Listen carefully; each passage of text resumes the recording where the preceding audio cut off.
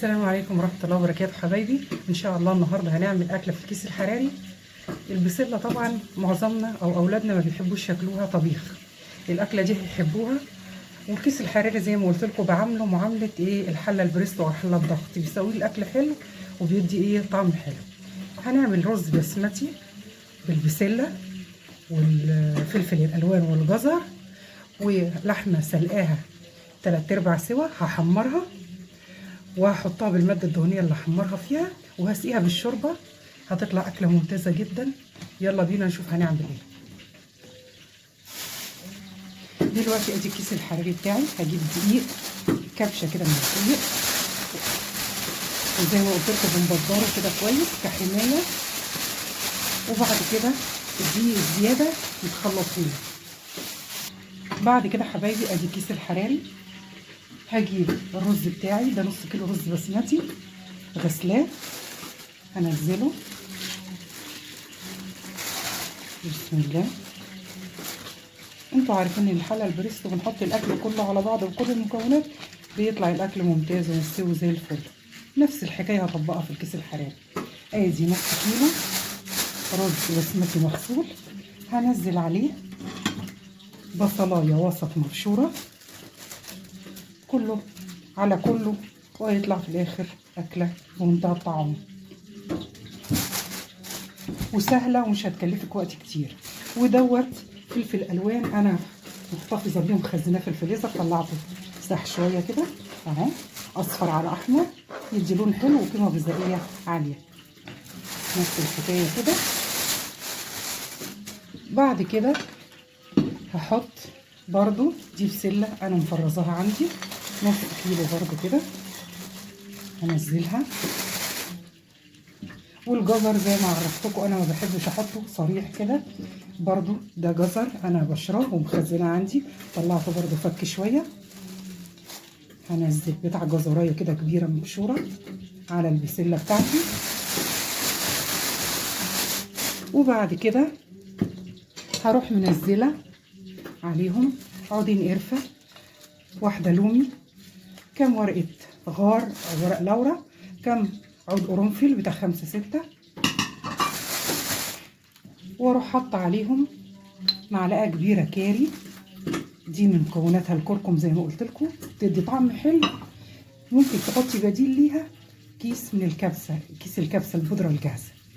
طبعا انا عندي هنا اللحمه حطاها بتتحمر، فباجي اهو اقلب بقى المكونات من فوق لتحت كده اخلطهم ببعض.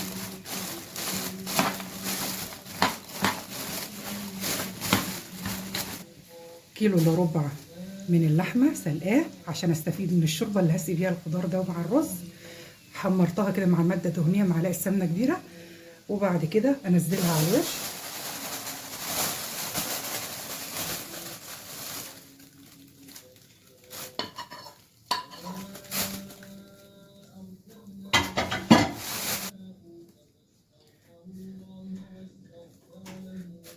طبعا دي الشوربه اللي سلقه فيها اللحمه جميله جدا، وطبعا حاطه فيها البهارات بتاعتي ورق لورا، وحاطه فيها الحبهان وكلهم محدقاها.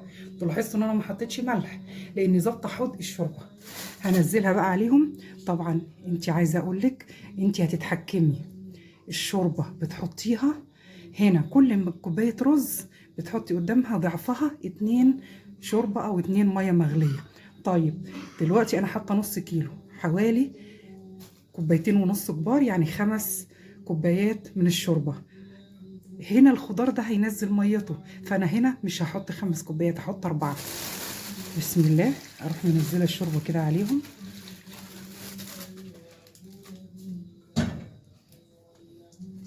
زي ما انتم شايفين كده، واروح مقفله كده مطلعه اي هواء ماسك اللي بقفل بيه الكيس الحراري، اجيبه كده واطلع الهواء طبعا من الكيس، واروح نازله وقافله كده كويس، واروح منزلاها كده زي ما اتعودنا. لازم اديها خرمين كده بخله علشان الكيس لو اتنفخ ما ينفجرش في الفرن، وتدي تهويه كويسه. وبعد كده بجيب كوبايتين ميه مغليه واحطهم في الصينيه لحمايه الكيس من انه ينشف او يلزق في قلب الصينيه من صهد الفرن. واحطها في الفرن، هتاخد حوالي ساعه الا ربع ساعه بالكتير، هتطلع اكله في منتهى الجمال، كامله متكامله، تاكلوها بالف هنا وشفا. هننزل زي ما قلت لكم كوبايتين الميه، واثناء ما انا كنت شغاله فاتحه الفرن طبعا.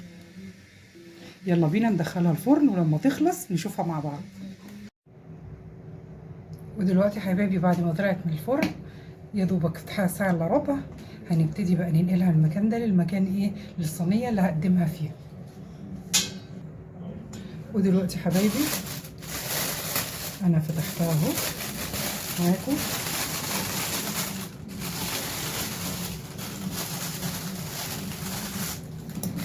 نبتدي ننزلها.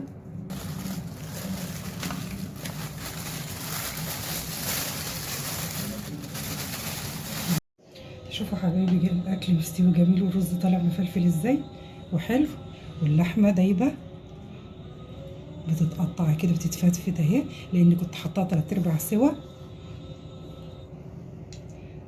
والطعم حكايه ومليانه غذاء، كل الخضار وكله في اكله واحده. واعملوها وجربوها هتعجبكم جدا، تاكلوها بألف هنا وشفا.